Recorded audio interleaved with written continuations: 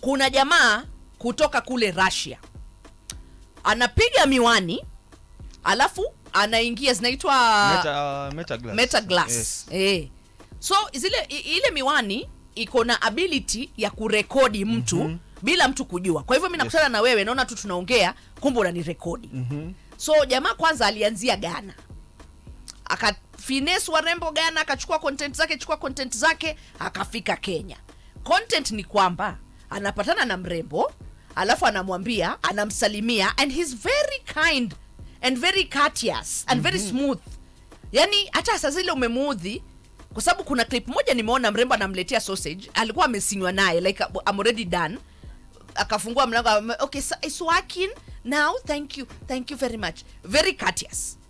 Kumbe anakuchukua kutoka kwa barabara, alafu content yake ni kuonyesha watu how easy it is to get these women. So si wewe amekufilm hiyo siku ya kwanza mmezungumza naye, the next night ama the next day ama saa hiyo yeah. Unatekwa, unaenda kwa room, mnaenda pale, mnapiga zakla hakublama, kumbe nyang'au inakurecord. Anaposti, akaposti zile za Wagana walilalamika sana, lakini si unajua haikutuhusu, manake alikuwa hajafika. Sasa hivi yuko Kenya, amefanyia kina mama. Actually anafanya hiyo stuff, alafu when he leaves the country ndio anapost. Yeah. Amefanyia kina mama, unapata wamama wazima, mtu na watoto watatu barabarani. Akaambiwa you look good. The next time tunamuona kuna kanguo kafupi, anaruka up burukanga. Burupa piga up burukanga. Alikuwa anamvalia sexy. Yo. Yeah. Akaingia kanisani. Ameenda amekaa. Akaambia mrembo wa kanisa, would you want to live with me? Wakatoka. Walitoka wasichana, kanisa alichukua wawili. Mimi nakumbuka ule mmoja. Kuna mwingine yupi? Kuna wengine walitoka church wawili.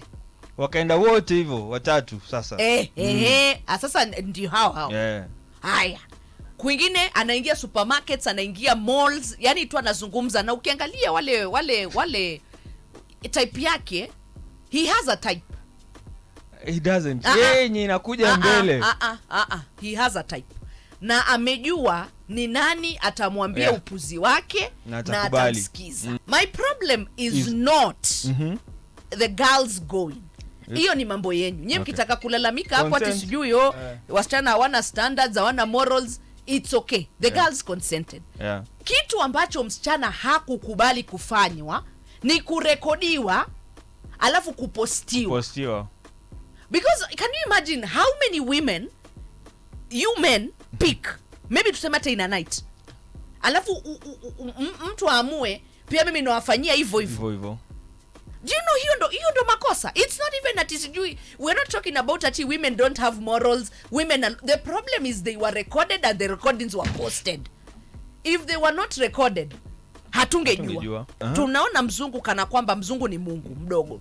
Ndio ile mimi nikasema kitambo tulikuwa tunafikiri ati kupata mzungu ndo kuomoka, kumbe kwanza hakuna mtu maskini kama mzungu. Ukiona unarekodiwa na mzungu ama mchina, wewe jua wa China pia wako na platform zao kule.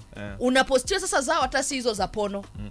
Those ones they post content ya kudhalilisha black monkeys sijui in Africa, na watu wana watch.